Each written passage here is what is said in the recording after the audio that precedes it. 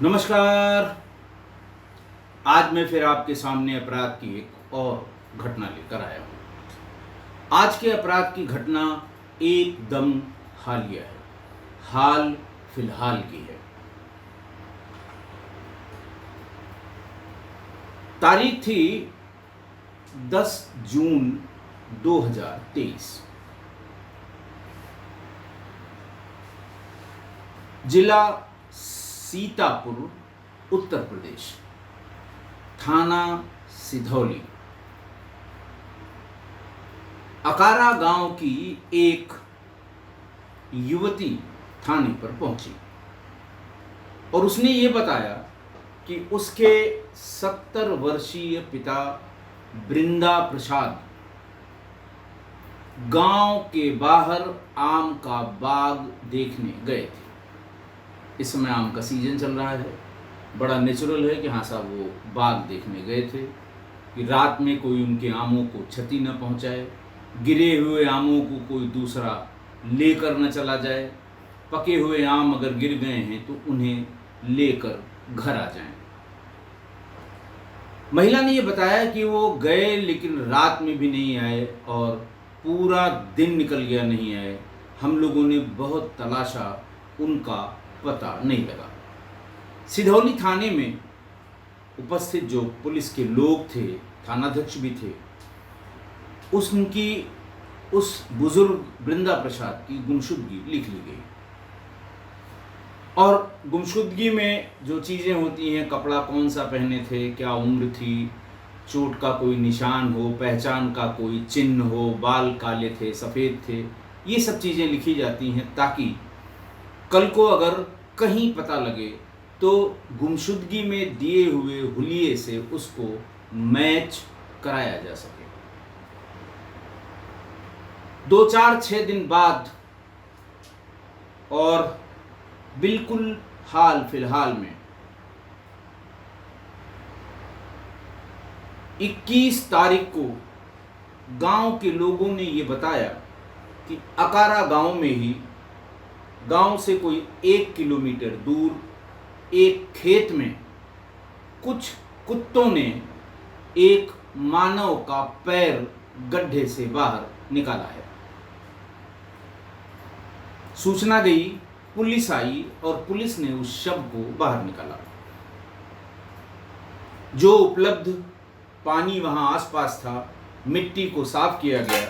मिट्टी को साफ करते ही उसमें उस बुजुर्ग का शव निकला जिसकी गुमशुदगी लिखी हुई थी।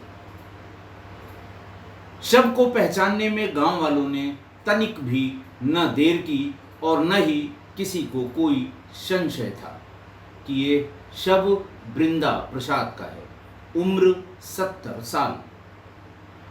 लोगों ने बताया कि उसके एक ही संतान लड़की है जिसका नाम गुड़िया है, वही बृंदा प्रसाद के साथ रहती है। पुलिस ने फौरन उस गुमशुदगी को इस लाश से रिलेट कर लिया क्योंकि गुड़िया ही थाने पर गई थी अपने पिता की गुमशुदगी लिखाने के लिए। गांव वालों ने बताया कि अपने 2 बच्चों के साथ अपने पिता की सेवा करती है और उन्हीं के साथ रहती है।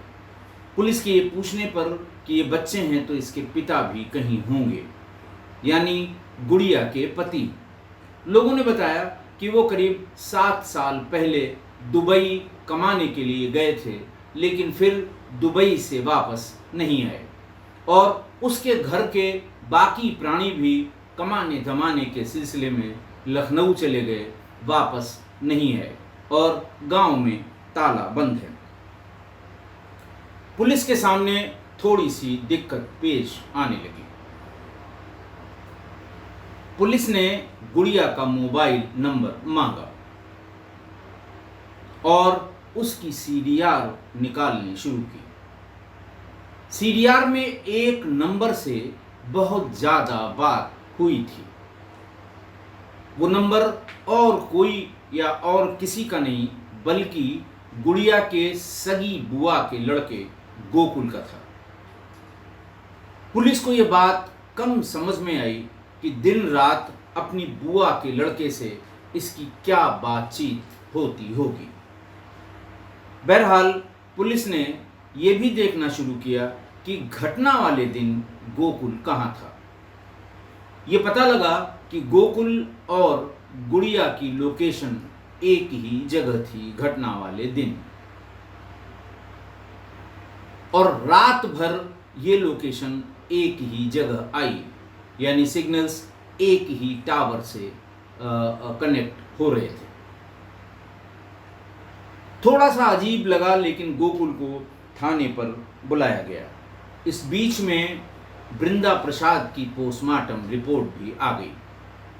उनके सिर पर किसी भारी और वजनदार वस्तु से प्रहार किया गया था। शरीर पर चोटों के 12 निशान थे। ऐसा लगता था लाठियों या रॉड से उन्हें मारा गया है। गोकुल से पूछा गया कि भाई, ये तुम्हारे सगे मामा थे, इनकी हत्या हुई, बॉडी किसी ने खेत में गाड़ दी, तुम्हें इसके बारे में कोई जानकारी हो तो बताओ। लेकिन गोकुल कुछ बताने से इनकार करता रहा। फिर जो पुलिस करती है कि अच्छा ठीक है, बताओ घटना वाले दिन यानी 10 जून 2023 को तुम कहाँ कहाँ थे? सवेरे सो के उठे, फिर कहाँ गए, फिर कहाँ गए, फिर कहाँ गए? बस यहीं पर गोकुल गड़बड़ाने लगा। रात में उसने बताया कि मैं यहाँ था, वहाँ था, फलां था, घर पे था, सो रहा था। जब उससे लोकेशन पूछी गई कि तुम्हारी लोकेशन, तो तुम्हारे मामा के ही घर थी। थोड़ी देर दाएं बाएं करने के बाद फिर पुलिस को वही करना पड़ा जो पुलिस को पहले ही करना चाहिए था। जब मुलजिम, जब अपराधी, जब घोर अपराधी अटकने लगे और बयानों में बेतरतीब होने लगे, बार बार बयान बदलने लगे, तो पुलिस अपनी औकात पर आ ही जाती है। और वही हुआ। बहुत ज़्यादा देर तक पुलिस का शास्त्रीय संगीत गोकुल बर्दाश्त नहीं कर पाया, और फिर उसने जो किस्सा बताया वो चौंकाने वाला था। उसने बताया कि गुड़िया की शादी 13 साल पहले हुई थी। उसके 2 बच्चे हैं, एक लड़का तो 13 साल का है और लड़की 6 साल की है। लेकिन इसी बीच इसका पति दुबई कमाने के लिए चला गया और सऊदी चला गया, और उसके बाद वो भी वापस नहीं लौटा। आज तक वो सऊदी से वापस गांव नहीं आया है। उसके माँ बाप और परिवार के लोग अपने खाने कमाने के चक्कर में लखनऊ गए, वहाँ से वो लोग नहीं लौटे। घर में अकेले 2 बच्चों के साथ रहने का कोई मतलब नहीं था। बृंदा प्रसाद की वो अकेली संतान थी, लिहाजा अपने दोनों बच्चों को लेकर वो बृंदा प्रसाद के पास आ गई। पिता भी खुश, बच्चे भी खुश और बेटी भी खुश। सब एक साथ रहने लगे।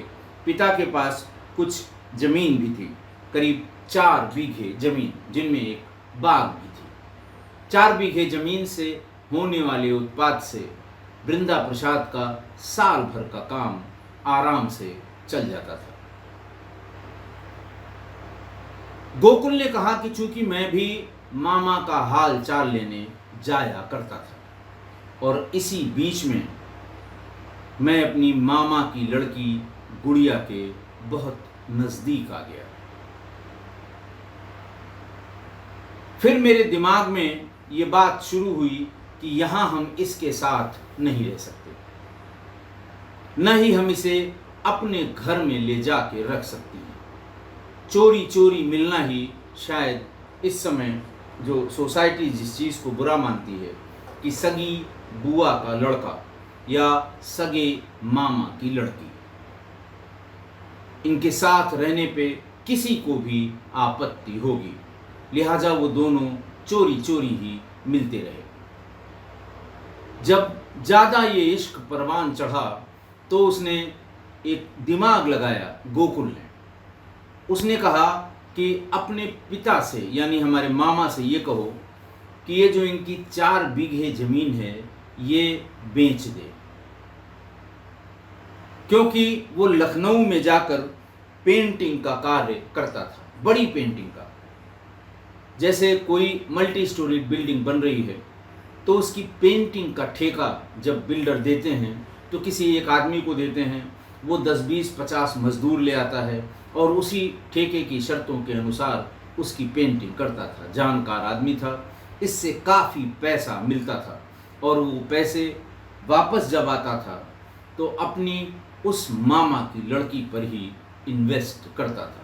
संबंध दोनों के हो गए थे। उसको लगा कि मेरा बार बार लखनऊ से यहाँ आना हो सकता है ये कभी किसी की नज़र में खटक जाए और फिर मिलना जुलना बंद हो जाए। इसीलिए उसने गुड़िया से कहा कि अपने पिता से कहो अपनी ज़मीन, ये 4 बीघे ज़मीन बेच दे, हम लोग लखनऊ चलेंगे, उनको भी ले चलेंगे। इतना पैसा मिल जाएगा कि हम वहाँ आराम से एक छोटा मकान खरीद लेंगे। हम अपना काम करते ही हैं, तुम्हें भी इसी पेंटिंग के काम में किसी सप्लाई का जिम्मा दे देंगे। आराम से ज़िंदगी कटेगी और दोनों बच्चों का दाखिला किसी बहुत अच्छे स्कूल में करा देंगे। हम दोनों का जीवन संवर जाएगा। वहाँ कोई टोकने वाला नहीं होगा। गांव का आदमी बहुत करेगा, कहीं देख लेगा तो गांव में आकर हल्ला करेगा, लेकिन जब गांव में कुछ अपना होगा ही नहीं तो कोई कुछ नहीं बिगाड़ सकता।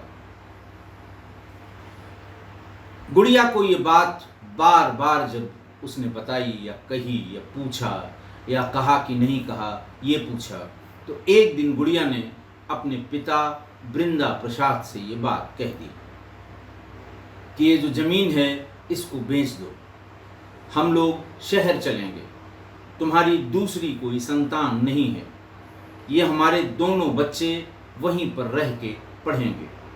सिधौली में स्कूल जो है वो सरकारी प्राइमरी स्कूल है, यहाँ पढ़ाने से बच्चों का भविष्य खराब ही होगा।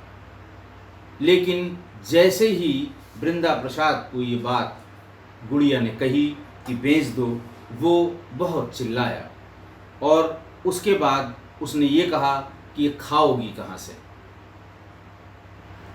इसी ज़मीन से हमें हमारा जीवन यापन होता है, उसी से घर चलता है और ज़मीन बेचने के बाद दोबारा कभी मुझसे मत करना। इसकी इस नाराज़गी, पिता की इस नाराज़गी को उसने गोकुल को बता दिया। गोकुल के दिमाग में शैतान सवार था कि वो खुलकर गुड़िया के साथ रह भी नहीं पा रहा था, अपनी नौकरी ज़्यादा मन लगाकर लखनऊ में कर नहीं पा रहा था, भाग भाग कर वो सिधौली आ जाया करता था।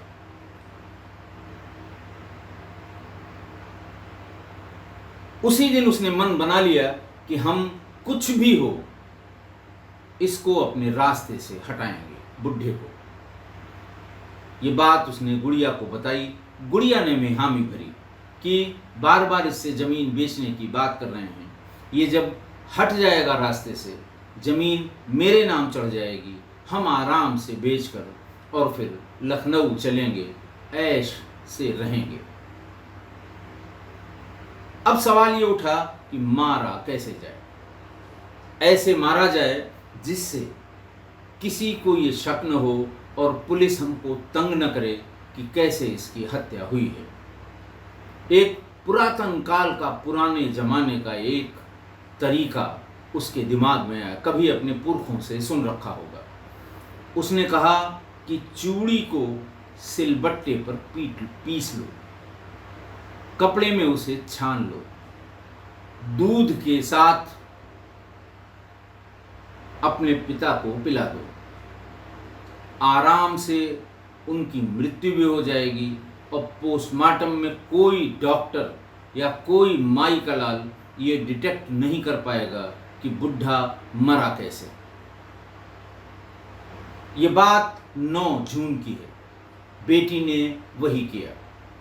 अपनी चूड़ियाँ पुरानी रखी होंगी, उन्हें सिलबट्टे पर अच्छे से कूट लिया, फिर उन्हें पीस लिया, फिर मार्किन के कपड़े से उसे अच्छी तरह चाल लिया। उसके बहुत फाइन, जिसे कहते हैं फाइन पाउडर जैसा मिल गया। उसे 1 गिलास दूध में मिलाया, शक्कर डाली यानी चीनी डाली। उसके बाद जैसे रूटीन में वो अपने पिता को दूध पिलाती है, रात में सोने से पहले उसने पिता को दूध दे दिया। पिता ने दूध पी भी लिया। अब दोनों जश्न मनाने की तैयारी में थे। एक ही कमरे में दोनों सो गए, लेट गए। इसी बीच वृंदा प्रसाद कुछ असहज हुए।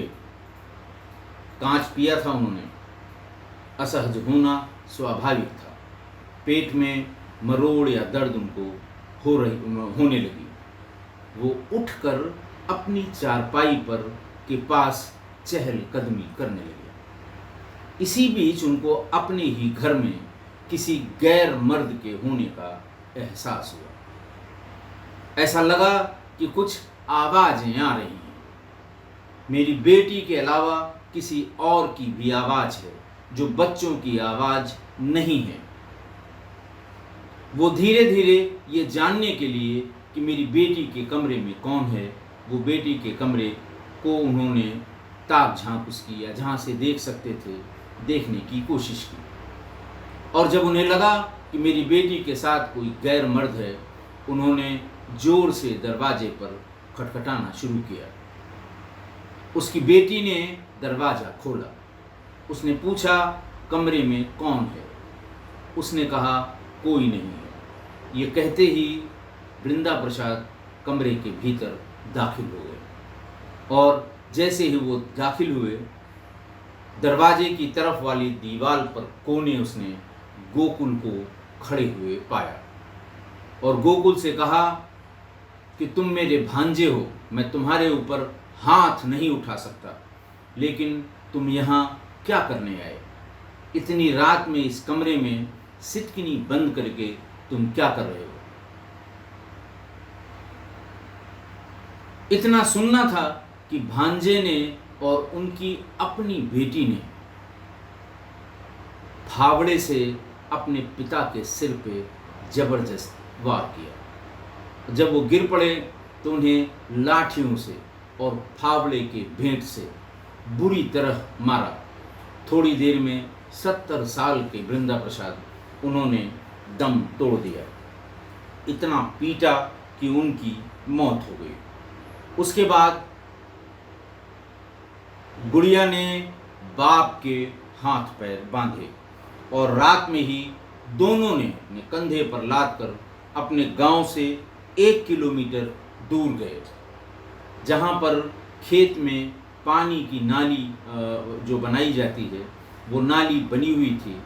ताज़ा ताज़ा पानी उसमें चला हुआ था और मिट्टी बहुत गीली थी। दोनों ने मिलकर उस गीली मिट्टी को हटाकर जगह बनाई और बाप को उसी मिट्टी के भीतर डालकर ऊपर से गीली मिट्टी डाल दी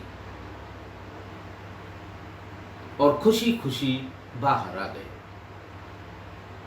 घर आए, नहाए धोए, इट्टी मिट्टी सब साफ हो गई और फिर दोनों एक साथ उसी कमरे में सो गए।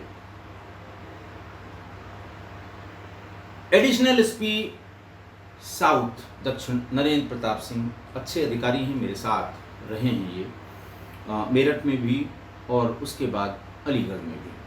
वो बताते हैं कि इस हत्या की वारदात से पहले चूड़ी पीस कर कांच के चूरे को दूध के गिलास में डालकर बुजुर्ग को पिलाकर उसे मारने का प्रयास किया गया था। गोकुल और गुड़िया दोनों को पुलिस ने गिरफ्तार करके और जेल भेज दिया और इनके दोनों बच्चों को गुड़िया के परिवार वालों को, जो उनके चचेरे ममेरे तहेरे भाई थे, उनको सौंप दिया गया कि वो इनको देखें, और इस बीच में ये दोनों जेल में ही रहेंगे। आज की घटना। आज एक बेटी ने रिश्तों को शर्मसार किया और प्रेमी और प्रॉपर्टी के लिए अपने बुजुर्ग पिता की हत्या कर दी। एक तो सगी बुआ के लड़के से संबंध बनाया, फिर उसने मामा भांजे की पवित्र रिश्ते को भी शर्मसार किया। और जब पिता ने प्रॉपर्टी बेचने से इनकार किया तो उनकी ऐसी नृशंस हत्या की कि शैतानों की रूह भी कांप जाए। और दोनों ने उसे कंधे पर लाद कर 1 किलोमीटर पैदल चल के और नाली के गीले मिट्टी से कब्र खोदकर उसमें गाड़ दिया।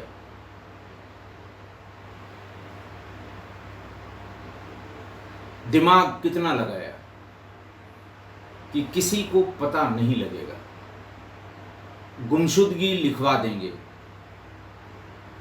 जब कुछ दिन तक गुमशुदगी के बाद भी इसका पता नहीं लगेगा, तहसील में एप्लीकेशन देकर ये अपने नाम प्रॉपर्टी करवा देंगे। नहीं भी करवाएंगे तो लोग जान जाएंगे कि बाप कहीं चला गया, गुम हो गया, मर गया। हम ये पूरी प्रॉपर्टी बेचकर 4-5 बीघे जमीन जो थी, लखनऊ चलेंगे, लखनऊ में ऐश करेंगे। और अपने इस प्लान में कुछ हद तक ये दोनों सक्सेसफुल हो गए। ये बृंदा प्रसाद की चांडालिन बिटिया, चांडालिन लड़की, चांडालिन संतान, ये सब उसी के दिमाग की उपज थी, ऐसा गोकुल और गुड़िया के बयानों में पुलिस ने दर्ज किया। आज की हत्या में एक नया तरीका आपको सुनने को मिला होगा। हालांकि ये तरीका बहुत पुराना है। पुरातन काल से हत्या के लिए इस तरीके का प्रयोग किया जा रहा है। कभी कभार आजकल भी ये प्रयोग में आता है। दशकों से मैंने इस कांच के चूरे को दूध में पिलाने से होने वाली हत्या के बारे में नहीं सुना था, क्योंकि आजकल बहुत ही बेटर अल्टरनेटिव उपलब्ध हैं। सस्ते जो कहते हैं कि ये सस्ते रास्ते उपलब्ध हैं किसी की हत्या करने के। आज सल्फास आराम से मिल जाती है, नींद की गोलियां डाइजेपाम, जोलोपाम, एल्प्रेक्स और एल्प्राजोडाम, ये सब मिल जाती हैं बाजार में। और अगर ये सर्वथा सुलभ हैं, हर जगह उपलब्ध हैं, गांव कस्बे की दुकानों में भी उपलब्ध हैं, थोड़ा सा प्रयास करने की ज़रूरत है। और ज़रा सा भी कन्फ्यूज़न है तो गूगल बाबा की मदद लीजिए, वो आपको सारा तरीका बता देंगे।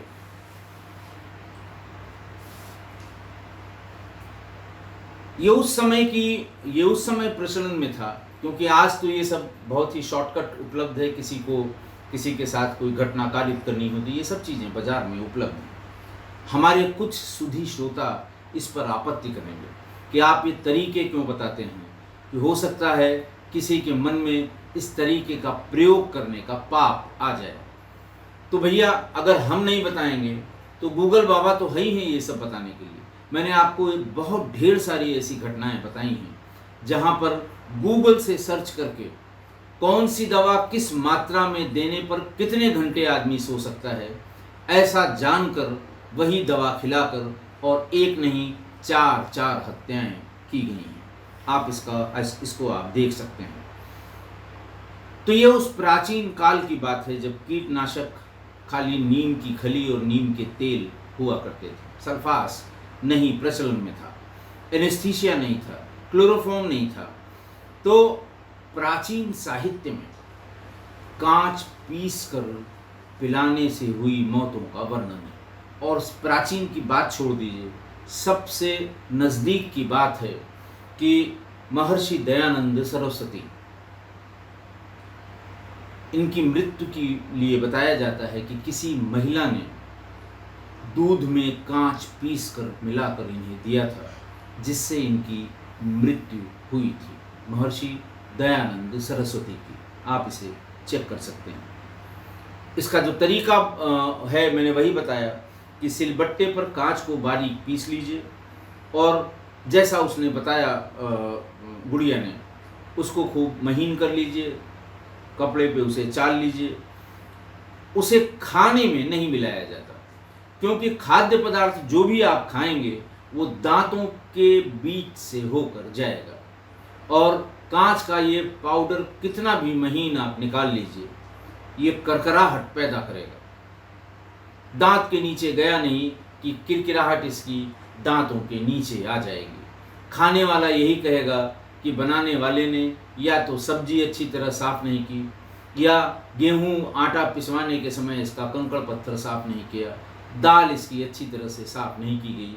वो खाना बनाने वाले को तुरंत दोषारोपित करेगा कि इसमें मिट्टी, बालू या पिसा हुआ कंकड़ प्रतीत होता है, जो उस महिला की खाना बनाने की क्षमता है उसको क्वेश्चन करता है। इसीलिए और तरल पदार्थ यानी पेय पदार्थ यानी आप दूध के साथ अगर आप इसे लिखेंगे, इसे पिएंगे, तो वो दांतों के नीचे जाने का प्रश्न नहीं उठता, वो सीधे आपके इसोफेगस में पहुंच जाएगा, गले से नीचे उतर जाएगा। कहा यह भी जाता है कि यह कांच इसोफेगस या इंटेस्टाइन के भीतर ही उसकी जो भीतरी इपिथीलियम होती है उसको नष्ट करता है, खराब करता है, चोट पहुंचाता है, उसको डैमेज करता है, और जिसके कारण आगे चलकर आदमी की मृत्यु हो जाती है। बहरहाल आज की घटना में अगर अपनी ही औलाद कातिल हो जाए या मारने की ठान ले तो बहुत मुश्किल है बच पाना, बहुत मुश्किल है। 75 साल का बुजुर्ग ये तो जान गया कि घर में कुछ गड़बड़ है, पर वो उसे जानकारी तब हुई जब वो सो नहीं पा रहा था, जब वो असहज था, उसे नींद नहीं आ रही थी, तब उसने ये आवाज़ें सुनी और फिर उसमें दखल दिया, मारा भी गया। वो इसलिए असहज था कि उसे उसी रात दूध में कांच मिलाकर पिलाया गया था। किस्सा कोई परिवार को एक सलाह है कि किसी अनजान महिला या पुरुष के हाथ से दिया हुआ दूध कभी न पिएं, या कोई पेय पदार्थ बिल्कुल न पिएं तो अच्छा होगा, और महिला का दिया हुआ तो हरगिज़ मत पिएं, क्योंकि महिला दूध लेकर आएगी तो मन में कई कारणों से आपका मन विचलित होगा, आप समझ सकते हैं, और विचलित होगा तो आप पिएंगे, और पिएंगे तो जान से जाएंगे। इसलिए महिला के हाथ का दिया हुआ दूध, अनजान महिला की, आपके घर में कोई देता है बिल्कुल पिए, देते ही होंगे लोग, लेकिन अनजान महिला के हाथ का दिया हुआ दूध कतई न पिए। 100 बहाने हैं आपके पास कि दूध हमें पचता नहीं है, दूध हम रात में पीते नहीं हैं, दूध हमें रात में डकार आने लगती है, 100 बहाने हैं, लेकिन न पिएं। अगर पुरुष या महिला अनजान है तो। आशा है आप मेरी इस बात से सहमत होंगे। आज के लिए इतना ही, बहुत बहुत धन्यवाद।